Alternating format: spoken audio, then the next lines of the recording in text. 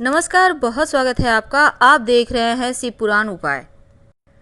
अगर आप हमसे अभी अभी जुड़े हैं तो प्लीज़ चैनल को सब्सक्राइब कर लें और पसंद आए तो वीडियो को लाइक करें। कमेंट में हर हर महादेव जरूर लिखें। महाशिवरात्रि की आप सभी दर्शकों को ढेर सारी शुभकामनाएं। महाशिवरात्रि पर शिवलिंग पर कुछ ऐसी वस्तु है जिसको जरूर अर्पित करना चाहिए और आज हम आपको ये भी बताएंगे कि क्या अर्पित करने से क्या फल आपको प्राप्त होता है। तो चलिए शुरुआत करते हैं। देखिए, महाशिवरात्रि के आते ही आप में उत्साह तो आ ही गया है और अपने अपने तरीके से आप प्रसन्न भी करेंगे शिव जी को। अब महाशिवरात्रि हिंदुओं का बहुत ही शुभ और बड़ा त्योहार है और शिव जी को प्रसन्न करने के लिए खूब धूमधाम से आप त्योहार मनाते हैं। मान्यता है कि महाशिवरात्रि हिंदी कैलेंडर के 11वें महीने में मनाई जाती है और इस दिन को शिव की महान रात्रि के रूप में मनाया जाता है। फाल्गुन मास के कृष्ण पक्ष की चतुर्दशी तिथि को भगवान भोलेनाथ और माँ पार्वती दोनों का विवाह उत्सव के रूप में भी हम मनाते हैं। ऐसा कहा जाता है इस दिन भगवान शिव ने धरती को नष्ट होने से बचाया था, लेकिन उन्होंने ये शर्त भी रखा था कि सभी भक्त उनकी सच्ची श्रद्धा से पूजा उपासना करें तो बेहतर होगा। तो क्या अर्पित करें कि शिव जी को प्रसन्न कर पाएं? देखिए, फल जरूर अर्पित कीजिएगा, आपको जो भी मिले। अब बात करते हैं दूध की। भगवान भोलेनाथ का दूध से अभिषेक करने से सदैव आपका स्वास्थ्य अच्छा रहता है, रोगों से मुक्त रहते हैं। क्योंकि विष्णु पुराण कहता है कि समुद्र मंथन के दौरान शिव जी ने सारा विष अपने कंठ में ग्रहण कर लिया था, जिसके चलते उनका शरीर नीला पड़ने लगा। तभी सभी देवताओं ने उनका दूध से अभिषेक किया तो विष का असर उन पर से कम हो गया। अब दूसरी वस्तु है जल। नमः शिवाय का जप करते हुए शिवलिंग पर जल अर्पित करें तो आपका मन शांत रहेगा, आपके अंदर करुणा का भाव आएगा और विष का प्रभाव कम करने के लिए देवताओं ने उनके ऊपर जल भी डाला था। चीनी। महाशिवरात्रि पर शिवलिंग पर चीनी भी अर्पित की जाती है और चीनी अर्पित करना लाभदायक है। घर में कभी यश, वैभव, धन, कीर्ति की कमी नहीं होती। अगर आपके पास चीनी ना हो तो कोई बात नहीं, गन्ने का रस भी अर्पित कर सकते हैं। केसर।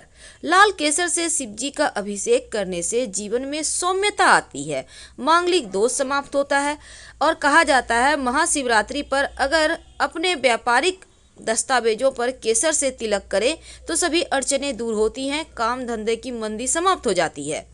आप चाहें तो दूध में भी केसर डाल के शिवलिंग पर अभिषेक कर सकते हैं। इत्र। शिवलिंग पर इत्र छिड़कना बहुत ही शुभ माना गया है, क्योंकि इत्र का छिड़काव करने से मन शुद्ध होता है, तामसिक प्रवृत्तियों से मुक्ति मिलती है और इत्र छिड़कने से भक्तों को सद्बुद्धि भी आती है। और दही। शिवलिंग पर दही चढ़ाने से आप में परिपक्वता आती है और आप जीवन में स्थिर होते हैं। मान्यता है अगर भोले बाबा को नियमित रूप से दही से अभिषेक करें तो जीवन की सारी अड़चनें दूर हो जाती हैं, कठिनाइयां समाप्त हो जाती हैं। घी से अभिषेक करने से शिवलिंग का आपके संतान की प्राप्ति आसानी से होती है। भगवान शिव को घी अर्पित करने से बच्चे की किलकारी जरूर गूंजती है। चंदन। वेद कहता है कि महाकाल को चंदन लगाने से इंसान का आकर्षण बढ़ता है, जीवन में मान सम्मान ख्याति बढ़ती है, तो चंदन आप शिवलिंग पर जरूर लगाएं। शहद। शहद का अर्थ होता है मीठा। अब भोले बाबा कभी भी किसी तरह का कोई भी द्वेष रखते नहीं, तो शिव जी को शहद अर्पित करने से आपकी वाणी में मधुरता आती है, दिल में परोपकार की भावना बढ़ती है। भांग। भगवान शिव को भांग बहुत ही प्रिय है। समुद्र मंथन के विष के प्रभाव को कम करने के लिए भांग का प्रयोग किया था और हमारे पुराणों में भांग को एक दिव्य औषधि के रूप में देखा जाता है, जिससे स्किन के रोगों का इलाज भी संभव है। लेकिन अब जो हम बातें करेंगे वो नॉर्मली आप अपने मनोकामना अनुसार अर्पित कर सकते हैं। इक का रस। गन्ने का रस से अगर शिवलिंग का अभिषेक किया जाए तो जीवन में खुशी बढ़ती है और इसके साथ ही आप घी से शिवलिंग का अभिषेक कर सकते हैं। घी से अभिषेक करने से संतान की प्राप्ति भी होती है।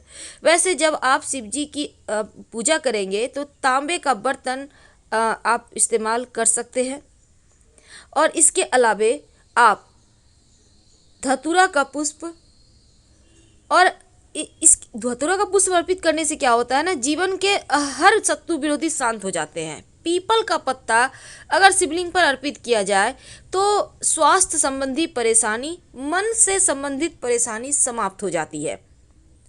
तो पीपल का पत्ता आप कैसे अर्पित करेंगे? 1 लोटा पानी में रात में शिवरात्रि के पहले एक बर्तन में आप पानी ले लें, 5 पीपल के पत्ते रख कर, जो व्यक्ति बीमार है या जिनको बहुत टेंशन है, बहुत परेशानी है आप लोगों के घर के अंदर, सिराहने वो पानी रख कर सो जाएं और शिवरात्रि के दिन शिवलिंग पर अर्पित कर दें। अगर शिवलिंग पर लौंग अर्पित करें शिवरात्रि के दिन तो राहु केतु संबंधी कोई भी परेशानी आपको परेशान नहीं करती और आप तमाम परेशानियों से मुक्त रहते हैं। अनार का दाना अर्पित करने से महादेव शीघ्र प्रसन्न होते हैं और शनिदेव के प्रकोप से भी बचाते हैं। जीवन में मान सम्मान बढ़ता है, नौकरी प्राप्ति में आसानी होती है।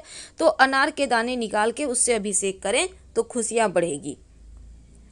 अब बात करते हैं, चूंकि बेलपत्र शिव जी को बहुत ही प्रिय है तो बिना बेलपत्र का तो पूजा ही अधूरा है। एक भी बेलपत्र आप अर्पित कर सकते हैं। वैसे 108 बेलपत्र अर्पित करने का विधान है, लेकिन जब आप एक बेलपत्र अर्पित करें तो पहले उस पर चंदन से राम लिखें, फिर अर्पित करें उल्टा करके, फिर उसको उठाइए, उसको शुद्ध कर ले, धो ले, फिर अर्पित कर दें। अगर आपके पास नहीं है तो हरा मूंग अर्पित करने से वाणी दोष समाप्त होता है, बुद्ध संबंधी परेशानी समाप्त हो जाती है। एक बात याद रखिए, जो भी अर्पित करें थोड़ा थोड़ा। और अगर आप गेंदे का पुष्प अर्पित करते हैं शिवलिंग पर तो जीवन में खुशियां बढ़ेगी, आनंद बढ़ेगा, कभी किसी चीज़ की कमी नहीं होगी, क्योंकि गेंदे का पुष्प अर्पित करने से जीवन हमें हर्षोल्लास बढ़ जाता है। और ये है सेवली, जिसको बंगला में कहा जाता है, वैसे इसको कहते हैं हरसिंगार। ये पुष्प लगभग सभी देवी देवताओं को अर्पित किया जाता है और अगर इससे आप शिव जी का अभिषेक करें तो जीवन में प्रेम बढ़ता है, प्रेम की प्राप्ति होती है। अपराजिता का पुष्प अर्पित करने से शत्रुओं पर आप विजय प्राप्त करते हैं, शत्रु विरोधी आपके दबे रहते हैं, यानी आपको कोई हरा नहीं सकता। अगर दुश्मन बहुत बढ़ गए हों तब शिवलिंग पर लाल गुड़हल के पुष्प अर्पित करें। शत्रु विरोधी चाह कर भी आपका बाल विवाह का नहीं कर पाएंगे। लाल गुड़हल का पुष्प शत्रुओं को शांत रखता है।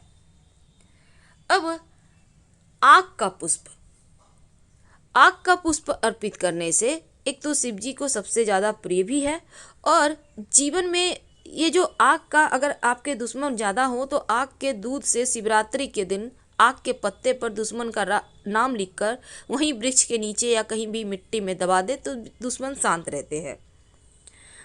ये है गुलाल, जिसको अबीर कहते हैं, अबीर गुलाल जरूर अर्पित करें, क्योंकि शिवरात्रि के दिन उनका विवाह होता है तो उस दिन मस्ती होती है, नाच गाना होता है, इसलिए अबीर जरूर अर्पित कीजिए और हर किसी को तिलक कीजिए अबीर से।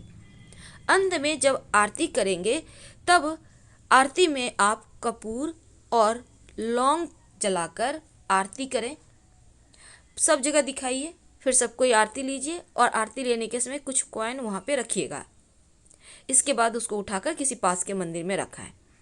तो आप घर में भी इस तरह से पूजा कर सकते हैं, क्योंकि मंदिरों में भीड़ रहती है। इसके साथ ही एक और आपको काम करना है, क्योंकि शिव जी की जब आप पूजा करते हैं तो दक्षिणा देने का विधान है। कैसे देंगे?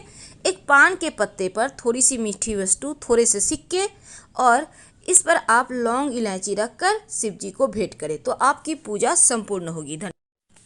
फाल्गुन मास में कृष्ण पक्ष की चतुर्दशी तिथि को आने वाली शिवरात्रि महाशिवरात्रि कहलाती है और इस बार की महाशिवरात्रि के दिन शिव और सिद्ध योग बन रहा है।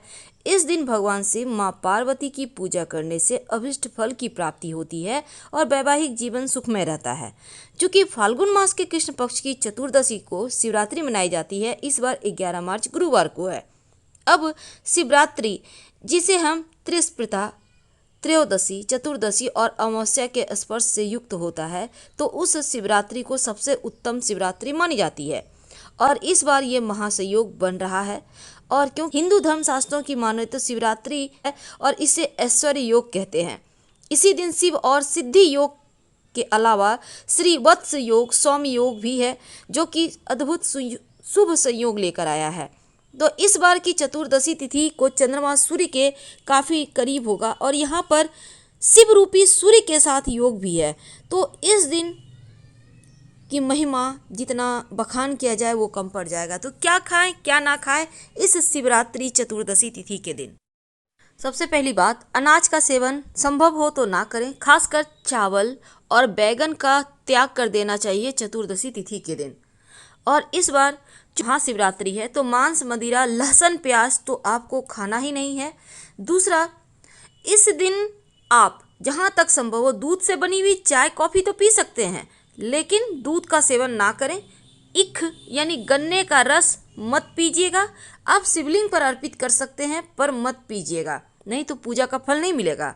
और केला, इसका भी सेवन आप मत कीजिए क्योंकि गुरुवार के दिन केला नहीं खाना चाहिए।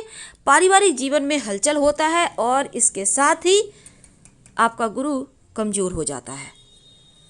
तो इस महाशिवरात्रि के दिन आपने समझ लिया क्या क्या नहीं खाना है। खासकर जो तामसिक भोजन है उसको नहीं खाना है।